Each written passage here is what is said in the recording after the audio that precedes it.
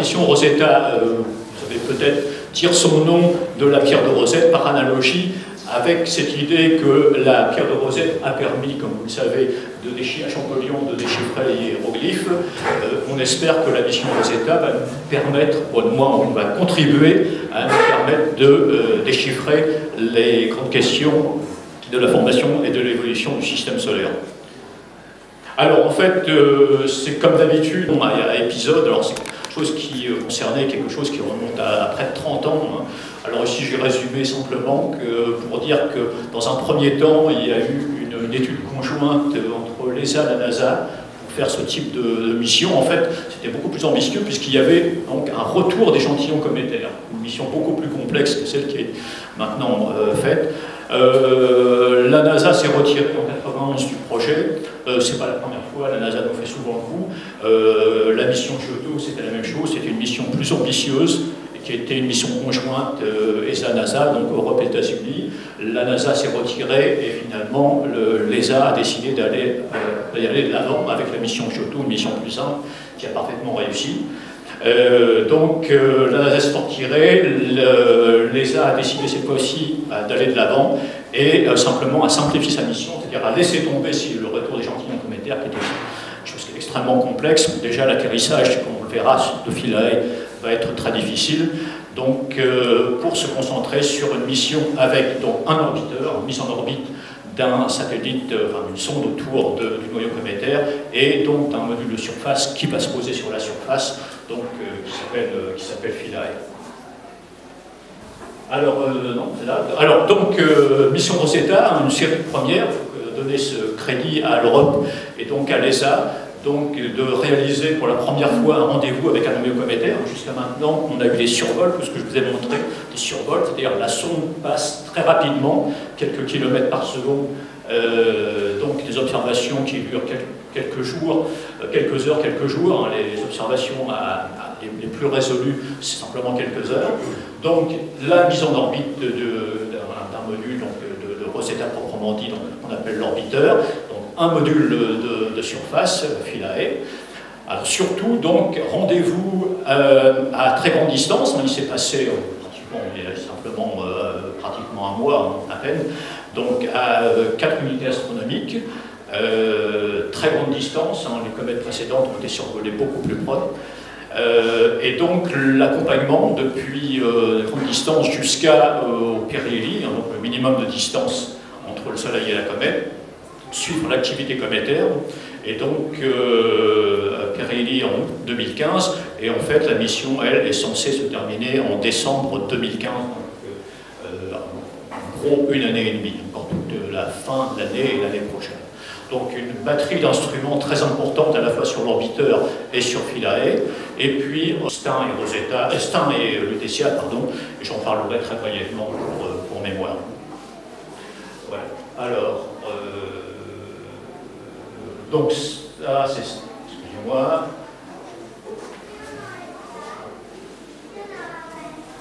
voilà donc des vues d'artistes qui donnent une impression d'ensemble. Alors le noyau, c'est bien sûr une conception purement artistique, qui n'a rien à voir avec finalement la réalité. Donc la sonde Rosetta, dont je vais y revenir, se caractérise par des panneaux solaires de très très grande taille, de façon à avoir de la puissance même à 4 unités astronomiques. L'envergure, c'est environ 30 mètres. Vous verrez une photo à échelle humaine tout à l'heure. Donc une très grande antenne, environ 2,50 m, 3 mètres de diamètre pour la transmission. Donc le module Philae est en train d'être séparé, je vais revenir par une animation. Et puis donc le Philae posé, enfin, du moins une représentation de Philae à la surface. Alors vu de quelques détails de la sonde Rosetta elle-même. Alors, c'est une sonde de 3 tonnes, importante, mais dont la plus grande partie de la masse est en fait deux énormes réservoirs que l'on ne voit pas, qui sont à l'intérieur, et qui vont permettre de faire toutes les manœuvres que l'on verra tout à l'heure sous forme d'animation, pour amener la sonde près de la comète, assurer le rendez-vous et les manœuvres après.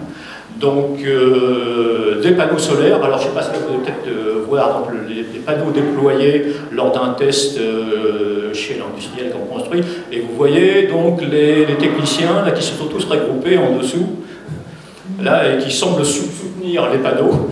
Alors, je ne sais pas si vous voyez, donc ça donne tout à fait l'échelle. Vous voyez, donc là, vous avez quelqu'un, vous avez en gros 2 mètres si vous voulez, et une partie des panneaux, comme vous disiez, donc en gros 2 fois 15 mètres.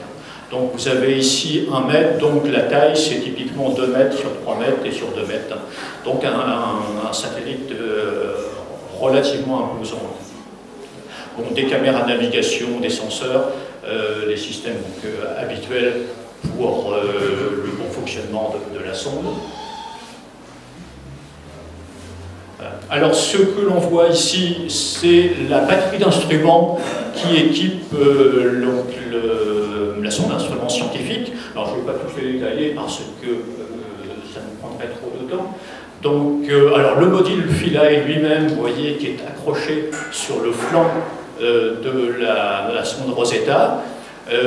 L'ensemble des instruments les plus importants, ceux qui nous concernent en particulier les 2 caméras Osiris, NAC et WAC, sont situés ici. Ceci est un spectro-infrarouge, spectrographe infrarouge, un certain nombre d'instruments qui sont sur la partie supérieure.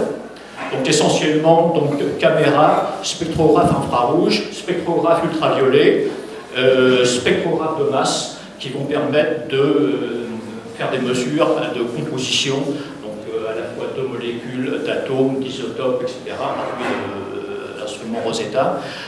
Concert est une expérience 100% française qui est destinée à qui est une expérience de type radar qui va sonder la structure interne du noyau. Avec les ondes radar ont la capacité de pénétrer le sol, suivant le type de sol plus ou moins profond, mais on estime que le noyau étant très poreux, très peu dense, l'instrument aura la capacité de traverser complètement le noyau et donc de sonder complètement son intérieur.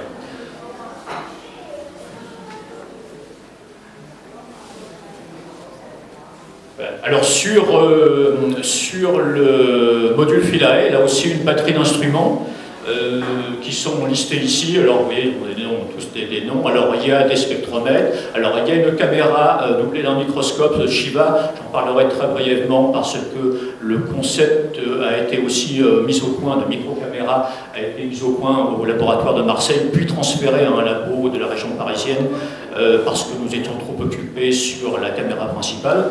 Donc la deuxième partie de Concert, le sondage radio dont je vous parlais, est sur le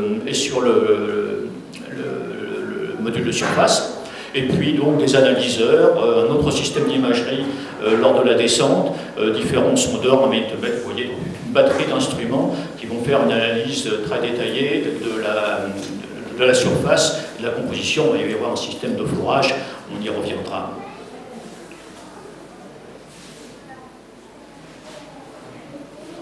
Alors ceci, c'est une première image, avant de voir l'animation, de la trajectoire, la croisière interplanétaire qui a duré une dizaine d'années. Donc une série d'assistances gravitationnelles, c'est une sorte de jeu de billard, de système de fronde, où la sonde va passer près de la Terre plusieurs fois, en fait à 3 reprises, et aussi près de Mars, de façon à s'accélérer et être finalement injecté sur une trajectoire qui la met sur une orbite donc, très voisine, avec donc finalement un freinage à ce moment-là et rendez-vous avec la sonde. Entre-temps, il y aura eu donc les 2 survols d'astéroïdes. Alors ceci, on va le voir en version animée qui va être... Alors c'est 10 ans de la mission Rosetta.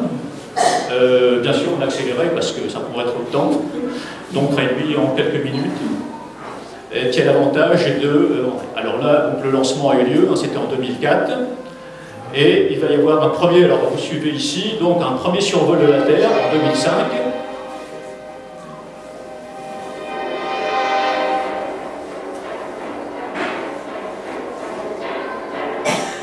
première pichenette qui va donc permettre d'accélérer la sonde.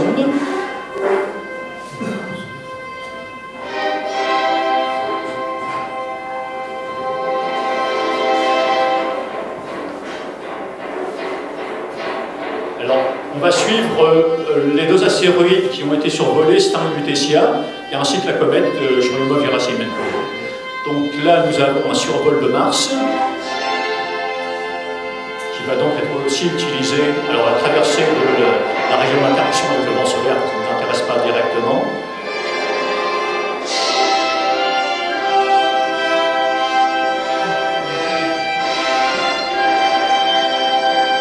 Alors il y a le suivi de la trajectoire en rouge sur la planète, des images réalisées par l'une des caméras de Philae, le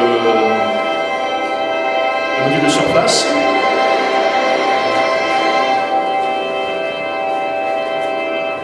Alors Rosetta est toujours relativement proche. Deuxième survol de la Terre, nouvelle accélération.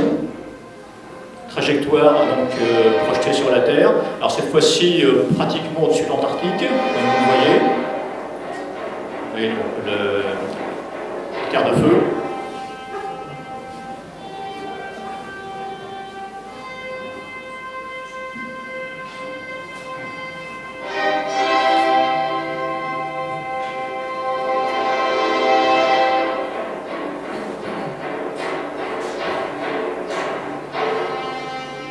Alors voilà, la sonde commence à s'éloigner de façon sérieuse et va réaliser son premier survol de l'astéroïde Stein. Alors là, il s'agit d'une simulation, des pré-survols, mais vous verrez après l'image réelle de l'astéroïde Stein. Donc survol passe juste à quelques centaines de kilomètres, donc c'est un objet de 5 km de diamètre. Alors voilà l'objet réel, donc on a surnommé donc, à cause de sa forme un diamant dans le ciel, donc environ 5 km. Très gros cratère comme vous le voyez ici. Alors nous commençons à arriver dans des zones de la ceinture astéroïde, mais il y a de nouveau une replongée sur une orbite elliptique.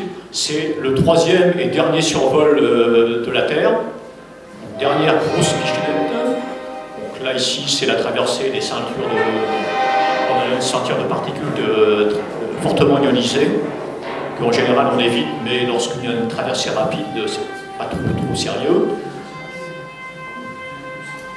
Alors vous allez voir, là, cette fois-ci, c'est du sérieux, puisqu'on va partir sur une orbite très elliptique. Et effectivement, c'est celle qui va permettre de rejoindre Lutetia d'abord. Donc de nouveau, survol. Donc nous sommes en 2010, déjà 6 ans après le lancement.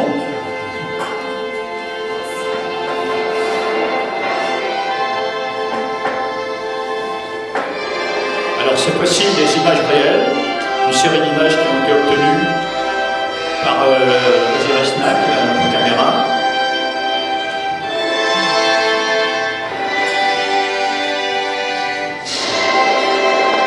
Voilà, et la sonde s'éloigne, on ne voit plus qu'un croissant.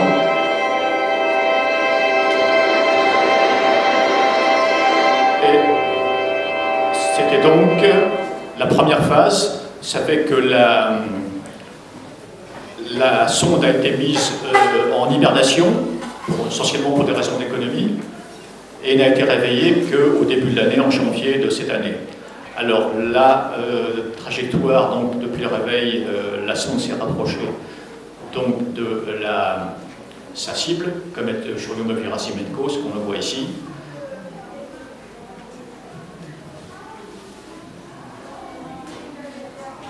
Et donc, voilà, nous avons une simulation de la phase d'approche. Alors, nous allons passer à un second film, seconde animation, qui va nous montrer de façon détaillée la phase d'approche jusqu'à la mise en orbite de Rosetta autour du boyau de la comète. Alors, c'est ce qui va se lieu, si tout se passe bien, sur ce second film.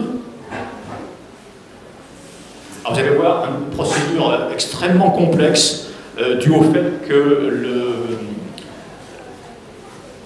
un noyau cométaire est un objet qui peut peut être de forme très particulière. Ce qu'on a vu jusqu'à maintenant, c'est encore pire dans le cas, si je puis dire, dans le cas de Churyumov-Gerasimenko. Donc une stratégie extrêmement prudente d'approche de Rosetta. Alors, vous allez voir cette série d'orbites triangulaires, ce ne sont pas vraiment des orbites, mais enfin, appelons-les orbites pour l'instant, de trajectoires, disons pour être plus précis, triangulaires, qui vont avec une distance de plus en plus proche. Alors, vous voyez les allumages du moteur actuel, tel qu'elle a été observée du noyau de la comète Churyumov-Gerasimenko. Voilà. Alors, nous avons donc fini la deuxième partie.